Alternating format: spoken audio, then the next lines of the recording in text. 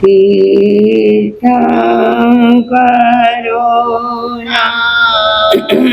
મુખ કમલથી વહેતી નિરમલ સરસ્વતી ગણધર સાઈ વિશાળ પ્રજ્ઞા સૂત્ર રૂપે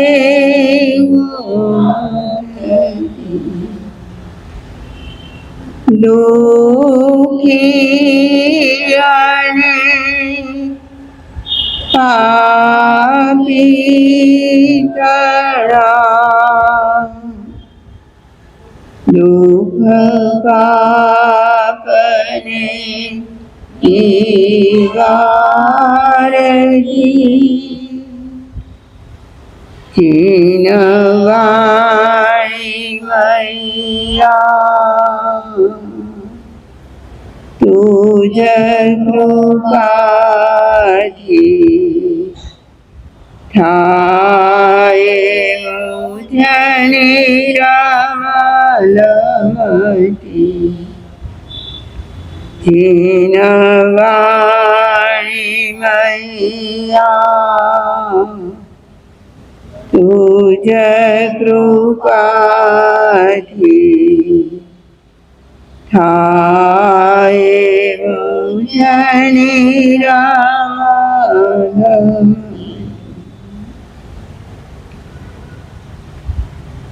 અનંત જ્ઞાની અનંત દર્શની ત્રિલોકીના તીર્થંકર પરમાત્મા શ્રમણ ભગવાન મહાવીર સ્વામીના શ્રી ચરણોમાં આપણે સૌની ભાવના. મારા તમારા અનંત અનંત ઉપકારી સર્વ ગુરુ ભગવંતોના શ્રી ચરણોમાં આપણે સૌની ભાવના. ગુરુની માયા પૂજ્યવરા મુક્તલી લંબાઈ મહાસતીજીના શ્રી ચરણોમાં આપણે સૌની ભાવના. અનંત જ્ઞાની પરમાત્માએ જગતના સર્વ જીવોના આત્મકલ્યાણ માટે આગમોની પ્રવૃત્તિ કરી. આગમવાણી ત્રૈકાલિક છે. એ ભૂતકાળમાં પણ હતી, વર્તમાને પણ છે અને ભાવિમાં પણ રહેશે. આ ત્રણેય કાળમાં જીવનારા સર્વ જીવો જીનવાણીનું આલંબન લઈ શકે. આપણા આગમોને નિર્ગ્રંથ પ્રવચનના નામથી પણ આપણે સંબોધીએ છીએ. નિર્ગ્રંથ પ્રવચનમાં આવશ્યક સૂત્ર અને એમાંનું શ્રવણ સૂત્ર, એમાં બે શબ્દો કયા છે, તિન્નાણમ તાર્યાણમ. તિન્નાણમ એટલે સ્વયં તરનારા અને તાર્યાણમ એટલે અન્યને તારનારા. આપણે પેલા રત્નાકર આચાર્યના રત્નાકર 25 નામના મહાકાવ્ય દ્વારા આ શબ્દોને સમજવાનો પ્રયાસ કરીએ કે રત્નાકર આચાર્ય ભગવાનને તારક માને, ઉદ્ધારક માને. એમના એક એક શબ્દમાં બહુમાન ભાવ વ્યક્ત થતો હોય. એટલું જ નહીં, એ પોતે સમર્પિત થઈને જ્યાં આપણને લાગે કે આ કોઈ યોગ્ય વ્યક્તિ છે, પાત્ર વ્યક્તિ છે, ત્યાં આપણે શું કરીએ છીએ? સમર્પિત થઈએ છીએ તો આચાર્ય શ્રી ભગવાન સમક્ષ કહે છે કે હે ભગવાન, શું બાળકો મા બાપ પાસે બાળ ક્રીડા ન કરે? હે બાળકો એટલે કે જે બાલ્યાવસ્થામાં છે, જેમને હજુ જ્ઞાન પરિપક્વ થયું ના હોય અને જે માત્ર પાલ્ય બનીને રહેતા હોય, એ કોઈના પાલક હજુ બન્યા ના હોય. બે શબ્દો છે, એક પાલ્ય છે અને બીજો પાલક છે. જ્યાં સુધી માતા પિતા એમની પાલના કરે, એમની સુરક્ષિતતા રાખે, એમની સાર સંભાળ કરે, એમની આડ પંપાળ કરે, ત્યાં સુધી એ વ્યક્તિ પોતે કેવા કહેવાય? પાલ્ય કહેવાય. બીજાની નેત્રામાં પડે છે. આવી છે બાલ્યાવસ્થા. આ બાલ્યાવસ્થામાં વ્યક્તિ શું બોલે, શું કરે, એનું કાંઈ નક્કી ના હોય. એમને કદાચ શીખવવામાં આવે કે આમ કરાય અને આમ ના કરાય, તો પણ એની શોર્ટ મેમરી હોય. કેવી? યાદ શક્તિ શોર્ટ હોય. એમને જે કહેવામાં આવે થોડી વાર યાદ રહે અને ફરી પાછું ભૂલી જાય. એટલે જ્ઞાનીઓએ આપણને બધાને પણ બાલ જીવ કહ્યા છે. કેવા? આપણે કેવા છીએ? પંડિત કે બાલ? આપણે બધા પણ બાલ જીવો છીએ. કારણ કે આપણને પણ ગુરુજનો હિત શિખામણ રૂપે જે કહે, કેટલી વાર યાદ રહે?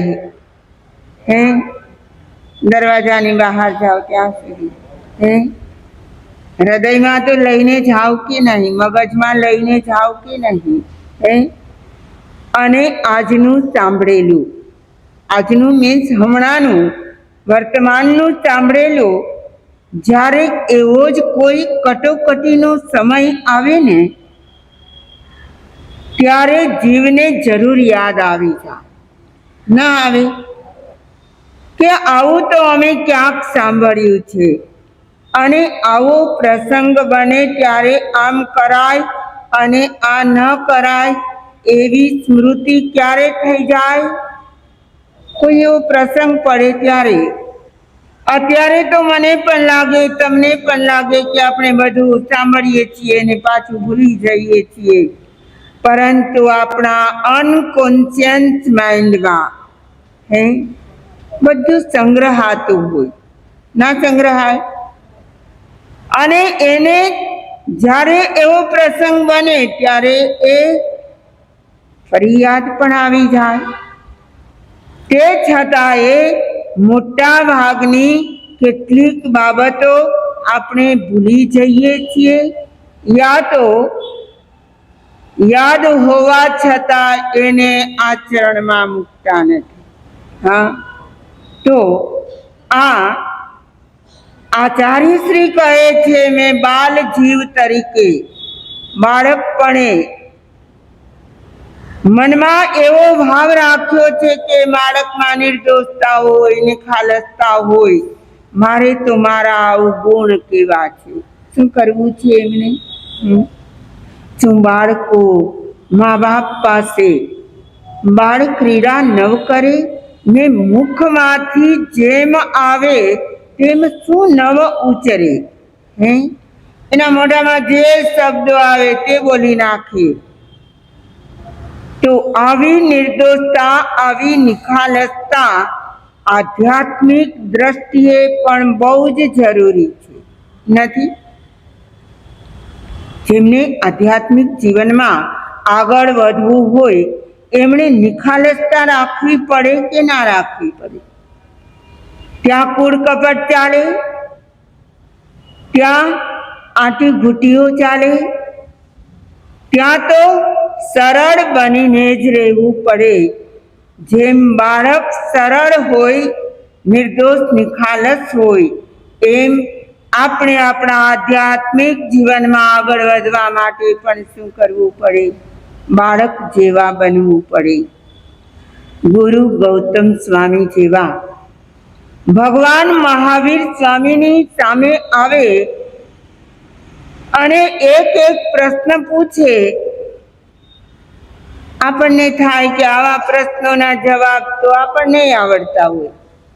ભગવતી સૂત્ર ખોલો, ખબર પડે 36,000 પ્રશ્નો છે અને એમાં કેટલાક તો સાવ સામાન્ય, પણ આપણી પાસે પણ એમના જવાબ આવ્યા હોય તો ક્યાંથી આવ્યા? ભગવાને ગૌતમ સ્વામીને કહ્યા, ગૌતમ સ્વામીએ પરંપરા ચલાવી, સુધર્મા સ્વામીએ પરંપરા ચલાવી, અને એમ કરતા કરતા આપણી સુધી પહોંચ્યા. પરંતુ જ્યારે ગણધર ગૌતમ સ્વામીએ પૂછ્યું હોય ત્યારે કોઈ આગમો હતા? નહોતા. તો કહેવાનો આશય એક બાળક બનીને, કેવા બનીને? બાળક બનીને ભગવાનને પ્રશ્નો પૂછે, અને ભગવાન એ તો પાલક હતા, ઉદ્ધારક હતા, એટલે નાનામાં નાના પ્રશ્નોના પણ સરસ મજાના ઉત્તર આપતા. પેલા સયાજીરાવ ગાયકવાડ નામ તો તમે સાંભળ્યું છે, બરોડા સ્ટેટના એ રાજા હતા. એમના પુત્રનું નામ હતું ફતેહસિંહ, અને ફતેહસિંહ રાવ કહીને બોલાવે. આ ફતેહસિંહ રાવને જ્યારે બચપનમાં હતા ત્યારે સયાજીરાવે એક ટોપી બનાવડાવી દીધી. એ ટોપીમાં સાચા હીરા, સાચા મોતી અને સોનાના તાર ભરાવીને સરસ મજાની ટોપી તૈયાર કરી અને ફતેહસિંહ રાવને આપી. અને જેવી આપી એવી તરત એમણે તો પહેરી લીધી. બાળક છે, દરરોજ પહેરે. બહાર જાય કે ઘરમાં હોય ટોપી પહેરેલી જ હોય. પેલાના લોકો ટોપી તો પહેરતા નહીં. તો આ ફતેહસિંહ રાવ પણ પેલી ટોપી પહેરી જ રાખે. બાલ્યાવસ્થા, એને ટોપીની કિંમત શું છે એ પણ ના સમજાય, અને જ્યાં જાય, રમવા જાય, ગમે તે કરે, ત્યાં ટોપી તો પહેરેલી જ હોય. હવે એ ધીમે ધીમે મોટા થવા લાગ્યા, કુમાર અવસ્થામાં આવ્યા. એક દિવસ સયાજીરાવે જોયું કે ફતેહસિંહ રાવનું માથું ખાલી છે, એમાં ટોપી પહેરેલી નથી. એટલે એને પૂછ્યું, બેટા તારી ટોપી ક્યાં ગઈ? કહે છે, પિતાજી મેં તો મારા એક મિત્રને ભેટમાં આપી દીધી. શું કર્યું? અને સયાજીરાવને ગમ્યું નહીં. જરાક વાર તો એમનું મોઢું પણ ફરી ગયું, પણ કહે છે, બેટા આવી કિંમતી ટોપી તે તારા મિત્રને આપી દીધી? હા પિતાજી, એમનો જન્મદિવસ હતો, મારી પાસે ટોપી હાજર હતી, એ આપી દીધી. આમ એકદમ સહજ ભાવથી, એને જરાય ડર નથી. ડર કોનાથી હોય? મા બાપથી ડરે કોઈ? તો પેલા સયાજીરાવને કહે છે, મેં તો આપી દીધી. સયાજીરાવ જરાક કડક શબ્દોમાં કહે છે, હું તો આખો બરોડા રાજ્યનો રાજા છું. આજ સુધીમાં કોઈ વ્યક્તિને મેં ઇનામ તરીકે, ભેટ તરીકે, પુરસ્કાર રૂપે આટલી કિંમતી વસ્તુ નથી આપી, અને તું તો હજી બાળક છે. અને શું જવાબ મળે છે? પેલો ફતેહસિંહ રાવ કહે છે કે પિતાજી, તમે તો એક સામાન્ય કિસાનના પુત્ર હતા, તમારામાં એવી ઉદારતા ક્યાંથી આવે? શું કહે છે? તમારામાં એવી ઉદારતા ક્યાંથી આવે? હું તો છું 52 કિલ્લાનો ધણી, સર સયાજીરાવના પુત્ર તરીકે. આ ઉદારતા તો મારામાં જ હોય, તમારામાં ક્યાંથી હોય? હે, મારે એ કહેવું છે કે પોતાના મા બાપ પાસે બાળક કેટલા નિખાલસ ભાવે પોતાના અંતરની વાત કરી શકે. હે, અહીં આચાર્ય શ્રી પણ ભગવાનને કોણ માને છે? મા બાપ તુલ્ય. અને કહે છે બાળકો જેમ પોતાની કાલી ઘેલી ભાષામાં પણ પિતાને માતાને જે કહેવું હોય તે કહી શકે, એમ હું પણ મારા હૃદયના સર્વ ભાવોને આપની પાસે વ્યક્ત કરું છું. શું બાળકો મા બાપ પાસે બાળ ક્રીડા નવ કરે ને મુખમાંથી જેમ આવે તેમ શું નવ ઉચરે? તેમજ તમારી પાસ તારક આજ ભોળા ભાવથી જેવું બન્યું તેવું કહું, તેમાં કશું ખોટું નથી.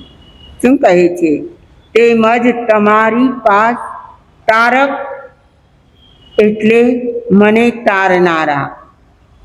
આપણને કોઈ તારનારા મળ્યા કે ના મળ્યા? હે, મળ્યા? આપણો ઉદ્ધાર કરનારા કોઈ મળ્યા કે ના મળ્યા? હે, એ તો ભગવાનને તારક માને છે. મને આ ભવ સંસારમાંથી તારનારા કોણ છે? ભગવાન છે. તો હે ભગવાન, તમે તો મારા તારક છો. આપણા નમોથુણંગ સૂત્રમાં તિન્નાણંગ તારિયાણંગ આવે છે. તિન્નાણંગ તારિયાણંગ, હે પ્રભુ, તમે સ્વયં તર્યા છો અને મને પણ તારી રહ્યા છો. જગતના સર્વ જીવોને પણ આપ તારી રહ્યા છો, એટલે આપ તારક છો. તમને ખબર છે, આપણા જીન શાસનમાં ઘણા એવા આચાર્યો થઈ ગયા જેમણે સ્તોત્રોની પણ રચના કરી છે. એવા સિદ્ધસેન દિવાકર, એમણે ભગવાન પાર્શ્વનાથનું એક સ્તોત્ર બનાવ્યું, જેમનું નામ છે કલ્યાણ મંદિર સ્તોત્ર. તમે બધાએ નામ તો સાંભળ્યું હશે, કદાચ તમારી બુકમાં પણ હશે, કદાચ તમે કંઠસ્થ પણ કર્યું હોય. એમાં ભગવાનને કહે છે, ભગવાનનું જ્યારે સ્તોત્ર કરવામાં આવે, સ્તુતિ કરવામાં આવે, ત્યારે એના ગુણગ્રામ ગાવાના હોય, એમની ભક્તિ કરવાની હોય કે એમને ઠપકો આપવાનો હોય? હે, ઉપાલંબ પણ કવિઓ આપે, ઉપાલંબ પણ ભક્તિ કહેવાય. શું કહેવાય? ઉપાલંબ આપવો એટલે એને કદાચ ઠપકો પણ આપે. તો પેલા સિદ્ધસેન દિવાકર ભગવાન પાર્શ્વનાથની સ્તુતિ કરતા કરતા કલ્યાણ મંદિર સ્તોત્રમાં કહે, ત્વં તારકો જીન કથં ભવિનાંતયેવ ત્વામુદ્વહન્તિ હૃદયેન યદુત્તરંત યદ્વાદ્રતિસ્તરતિ યજ્જલમેષનૂન મંતર્ગતસ્ય મરુતઃ સકિલાનુભાવ. કેવી મજાની વાત કરે છે ભગવાન પાર્શ્વનાથ સમક્ષ સિદ્ધસેન દિવાકર. કહે છે, ભગવાન, દુનિયાના લોકો તને તારક કહે છે. હમણાં જ કહ્યું ને રત્નાકર આચાર્ય કે તમે તો અમારા તારક છો, ઉદ્ધારક છો. અહીં તો સિદ્ધસેન દિવાકર ભગવાન પાર્શ્વનાથને પ્રશ્ન પૂછે છે, ઉપાલંબ આપે છે કે તમે તારક કેવી રીતે? શું કહે છે? ત્વમ તારકો જીન કથમ ભવિનાંત એવ. આ જગતના ભવિ આત્માઓના તમે તારક ક્યાંથી બની ગયા? જુઓ કેવી એમની સમર્થતા હોય. જે કાવ્ય રચનારા, જે સ્તોત્ર બનાવનારા, જે ખરેખર અંતઃકરણથી ભક્તિ કરનારા, એનામાં સત્વ કેવું પ્રગટ થાય. સત્વપૂર્વક કહે છે, ત્વમ તારકો જીન કથમ ભવિનાંત એવ ત્વામુદ્વહંતિ હૃદયેન યદુત્તરંત. શું એનો અર્થ છે કે હે ભગવાન, જે તરે છે અને જે તારે છે, તિન્નાણં તાર્યાણં. બહુધા એવી જ વાત છે કે જે તારનાર હોય એ પોતાનામાં તરનારને રાખે. કોને રાખે? નાવ છે, જેને તારવાના છે, નાવ પોતે તારે છે. જોયા છે ને નાવ, વહાણો, સ્ટીમરો? તો એ તારે છે અને પોતે પણ તરે છે, બરાબર છે. પણ તારનાર વ્યક્તિ તરનારને પોતાનામાં સમાવી દે છે. વહાણમાં માણસો બેઠા હોય, એને વહાણ તારે. અહીં તો કહે છે કે તમારા નામ સ્મરણને, તમને પોતાને ભક્તો પોતાના હૃદયમાં અવધારે છે. સમજી ગયા? ભક્ત તારનાર છે કે તરનાર છે? ભગવાન તો તરનાર અને તારનાર બંને છે, પણ ભક્ત તો તરે છે, તારતા નથી. બરાબર? તો એ ભક્તો શું કરે છે? ભગવાનને પોતાના હૃદયમાં ધારણ કરે. તારનાર વ્યક્તિને ભક્તો પોતાના હૃદયમાં ધારણ કરી. જરાક વિપર્યાસ લાગે છે કે નથી લાગતું? વાતને સમજી લેજો કે તારનાર પોતાના આધારે તરનાર વ્યક્તિને રાખે. અહીં શું છે કે તરનાર વ્યક્તિ તારનારને પોતાનામાં રાખે, પોતાના હૃદયમાં ધારણ કરે. સમજાણી વાત? તો પછી તમે તારક કેવી રીતે? કોણ કહે છે?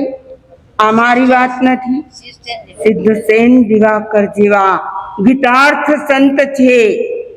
અરે ભક્ત કવિ છે, સ્તોત્ર રચનાર છે, ભગવાન પાર્શ્વનાથમાં ઓળઘોળ થઈ જનારા છે. એ પણ ભગવાનને શું કહે છે? તમે તારક કેવી રીતે? અરે ભક્તો તમને એમના હૃદયમાં રાખે અને તમે તારક બની ગયા. અને પ્રશ્ન પોતે જ ઉઠાવ્યો. આ સિદ્ધસેન દિવાકરની એક શૈલી છે. એના એક એક શ્લોકને તપાસીએ, ખબર પડે કે એમની વિદ્વતા આકાશે આંબેલી હતી. એ હવે શું કહે છે? યદ્વાદ્રતિ સ્તરતિ યજ્જલ મેષનું ન મંતર્ગતસ્ય મરુત સકિલાનુભાવ. શું કહે છે? કે વાત તો સાચી છે. ભગવાન પોતે ને પોતે પ્રશ્ન ઉઠાવે, પોતે જ એમનો જવાબ આપી અને દુનિયાના લોકોને પાક્કું કરાવે કે ભગવાન જ તારક છે. આ પણ એક શૈલી છે, આ પણ એક વિદ્વતાનો નમૂનો છે. કહે છે પેલી મશક હોય, મશક ખબર છે? મશકની અંદર શું ભરેલું હોય? હવા ભરેલી હોય. અને મશકના આધારે નદીમાં, સરોવરમાં, તળાવોમાં લોકો તરતા પણ હોય. ટાયરના આધારે અત્યારે ઘણા લોકો તરતા હોય. ટાયરમાં શું ભર્યું હોય? હવા ભરી હોય. અને ટાયર પોતે પણ તરે અને એના આધારે રહેલાને પણ તારે. બરાબર? એ મશક પોતે પણ તરે, એ ડૂબી ન જાય, એ તરે અને બીજાને તારે. હવે પ્રશ્ન એ છે કે મશક શેના આધારે તરે? ના ના, પાણીના આધારે. પાણી તો ડુબાડી દે. પાણીના આધારે નહીં, એમાં ભરેલી હવાના કારણે. શેના કારણે? તમે તો બધા સાયન્સ ભણેલા છો, મારા કરતા પણ વધારે ભણેલા છો. તો મશક શાના આધારે તરે? એમાં ભરેલી હવાના આધારે તરે છે. એમાં જ કદાચ પાણી ભર્યું હોત તો ડૂબી જાય. તમે કહ્યું ને પાણીના આધારે, તો પાણી ભર્યું હોત તો શું થાત? ડૂબી જાત. મશકે પોતાના અંદરમાં હવાને સ્થાન આપ્યું અને ભક્તોએ પોતાના હૃદયમાં ભગવાનને સ્થાન આપ્યું. સમજી ગયા કોના આધારે તરીએ છીએ? જો કોઈ તર્યા હોય આજ સુધીમાં, જો કોઈ વર્તમાને તરતા હોય, આ ભવસાગરની વાત છે, અને ભાવિમાં કોઈ તરનારા હોય તો કોના આધારે તરશે? એ તારક પરમાત્મા છે, એ જ તારનારા છે, એના જ આધારે આપણે પણ તરવાનું છે. આચાર્ય શ્રી રત્નાકર સુરી સિદ્ધસેન દિવાકરે તો આ વાતને સાબિત કરી આપી કે હે ભગવાન, ખરેખર તમે જ તારક છો. પ્રશ્ન ઉઠાવ્યો, ઉત્તર આપ્યો અને જગત પ્રસિદ્ધ કરી દીધું કે ભગવાન જ તારક છે. અને આવા રત્નાકર આચાર્ય પણ કહે છે કે હે ભગવાન, તમે તો અમારા તારક છો. તમે તો અમારી મનની, ઘટ ઘટની, સમય સમયની વાતોને જાણો છો, દેખો છો. તમારાથી શું છુપવું હોય? અને તે છતાંય જેવું બન્યું તેવું કહું, તેમાં કશું ખોટું નથી. હું સત્ય કહું છું, જેવું બન્યું છે એવું જ કહું છું.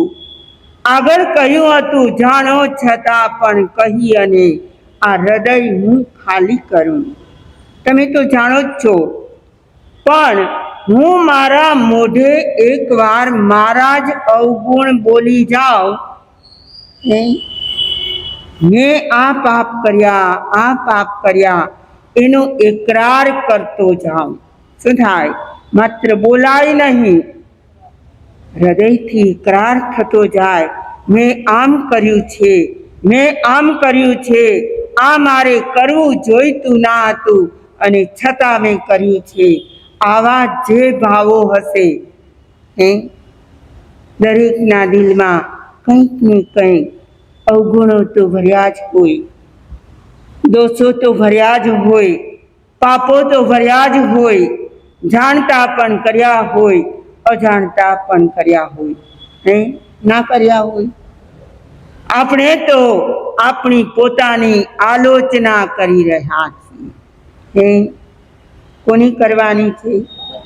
આચાર્ય શ્રી તરફ આપણા મનમાં સદભાવ જાગશે કે દુર્ભાવ? હવે એ કહેવાના છે, આ પાપો કર્યા, આ પાપો કર્યા.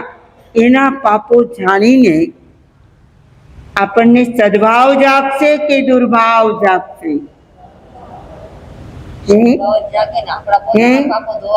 મારામાં તમે દોષ જુઓ કે ભલે ને ઉર્મિલાબાઈ મહાસતીજી પ્રવચનો આપતા હોય, પણ એનામાં આ તો ખામી છે, આ તો ભૂલ છે, આ તો દોષ છે, આવું તમને જણાય પણ આવે તો તમને મારા પ્રત્યે દુર્ભાવ જાગે કે સદભાવ રહે? કહો તો ખરા. લોકો સંતોની નિંદા ટીકા શા માટે કરે છે? એને જ્યારે એમ લાગે કે આ સંત ખરેખર વાસ્તવિક સંત નથી, એમનામાં આ દુર્ગુણ છે, આ દુર્ગુણ છે, આવું જ્યારે તમારી નજરમાં આવે ત્યારે તમારો સદભાવ ટકે છે ખરો? તો રત્નાકર આચાર્ય તો બધું જ કહેવાના છે. તો એમના પ્રત્યે શું થશે? મારે તો એ કહેવું છે, પૂર પેલા પાડ તો બાંધી લઈએ કે જ્યારથી હવે એ શરૂ કરવાના છે કે ભગવાન મેં આ ન કર્યું, કરવા યોગ્ય ન કર્યું અને ન કરવા યોગ્ય કર્યું છે, ત્યારે આપણે શું જાળવવાનું છે એમના પ્રત્યે? સદભાવ કે દુર્ભાવ? સદભાવ. અરે આપણે તો એમ વિચારવાનું કે આ આચાર્ય શ્રી તો કેટલા નિખાલસ હશે, પોતાના દુર્ગુણો જગત પ્રસિદ્ધ કરી દીધા કાવ્યના રૂપમાં, અને આપણે તો આપણા દોષોને ગુપ્ત રાખીએ છીએ. કોઈ આપણી ખામી ત્રુટિ જોઈ ન જાય એમના માટે આપણે કેટલા પ્રયાસ કરીએ છીએ, નથી કરતા? હા, દોષ કરીએ છીએ અને સાથોસાથ એ દોષને છાવરીએ છીએ. શું કરીએ છીએ? એને ગુપ્ત રાખવાનો પ્રયાસ કરીએ. મારી આ ભૂલ કોઈ જાણી ન જાય, એટલે આપણે એક પાપ નથી કરતા, એક પાપ બીજા અનેક પાપોને લઈ આવે છે. હવે આચાર્ય શ્રી બધી જ પૂર્વ ભૂમિકા તૈયાર કરી રાખી છે અને ભગવાનને તારક ઉદ્ધારક બધું જ કહી દીધું. તમે જ બધું જાણો છો, અને છતાં હું મારા હૃદયનો ભાર હળવો કરું છું. ભાર શાનો હોય? પાપનો કે પુણ્યનો? તમે પુણ્ય કરો, કંઈક કોઈકને આપી દો, તમારી માલિકીનું હોય અને તમે આપી દો, તો તમે ભારે બનો કે હળવા બનો? હળવા બનો. તમારા કંઈ પણ દાગીનાઓ હોય, પ્રોપર્ટી હોય, રોકડ રકમ હોય, તમારા પુત્રોને પુત્રીઓને બધાને બરાબર વિભાજિત કરી દીધું, પછી તમને હાશકારો થાય કે મનમાં વલોપાત થાય? બધું દેવાઈ ગયું. શું થાય? કેવા ભાવથી દીધું હોય, આપણે જેવા ભાવથી દીધું હોય એવા ભાવ સદંતર ટકી રહે. બરાબર આવી જ વાત છે. આપણે હળવા ફૂલ થવું છે. આપણા જ પાપો ભગવાન સમક્ષ કહેવા છે. આચાર્ય શ્રી તો આપણને પોતાના માધ્યમથી એક લિસ્ટ બતાવતા જશે. શું કરતા જશે? તમને ખબર છે ને, આલોચનામાં આપણે 99 અતિચારનું એક લિસ્ટ આપ્યું હતું. અને સંધ્યાકાળે પ્રતિક્રમણ વખતે એ જ અતિચારોને તમારે આલોચના કરી, પ્રતિક્રમણ કરી અને દૂર કરવાના હતા. કર્યા ને બધાએ? તો બરાબર આવી જ રીતે રત્નાકર આચાર્ય આપણી સમક્ષ એક લિસ્ટ જાણે આપતા હોય કે મારામાં તો આ પાપ છે, તું પણ તપાસ, તારામાં તો આવો દુર્ગુણ રહી નથી ગયો. એટલે આ પ્રાયશ્ચિત આપણું છે કે રત્નાકર આચાર્યને છે? રત્નાકર આચાર્ય એમનું કરે, આપણે આપણું સાથે સાથે કરતા જઈએ કે એ જો મહાન આચાર્ય આવી વાતને પણ પ્રગટ કરતા હોય તો મને કરવામાં શું વાંધો? આપણે કેવા છીએ? એક ક્ષુદ્ર જીવ છીએ. આપણે તો પામર છીએ અને આપણે આપણી ભૂલોને કહેવામાં એવી નાનપ શું રાખવી, અથવા તો એમાં આપણું અભિમાન શું નડે? તો હવે જ્યારથી રત્નાકરાચાર્ય પોતાના દુર્ગુણો પોતાના દોષો એક પછી એક પંક્તિના આધારે કહેતા જાય, ત્યારે આપણે શું કરવાનું છે? આપણે પણ વિચારતા જવાનું કે આવું ક્યાંય કોઈ સ્થાને, કોઈ પ્રસંગે, કોઈ નિમિત્તે મેં પણ કર્યું છે કે નહીં? અને કર્યું હોય તો એની આલોચના કરતા જવાની, જેથી કરીને મારો તમારો આત્મા આધ્યાત્મિકતાના જીવનમાં આગળ વધે, આલોચના કરતો જાય, હળવો ફૂલ બનતો જાય, અને એમ કરતાં આપણા આત્માનું પણ કલ્યાણ થાય. વિશેષ